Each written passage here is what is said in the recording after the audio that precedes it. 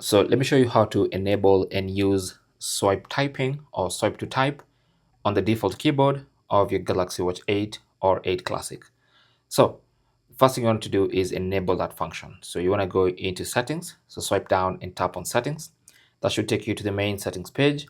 And on this main settings page, scroll down to general. Tap on that. And then under general, scroll down to Samsung keyboard, which should be your default keyboard. So tap on that. And then under Samsung keyboard, scroll down and look for the option swipe. Okay, so keyboard swipe controls, tap on that. And then you can see currently you have no swipe gestures. So tap on swipe to type. And once that is enabled, now whenever you're on the keyboard trying to type whatever, let's say you're looking for something in the Google Play Store, like that. So you can swipe to type just like you do on a Samsung phone. So you can write Facebook like that, and you can see it's much easier to type than trying to press the individual buttons on that little keyboard. Thanks for watching and good luck.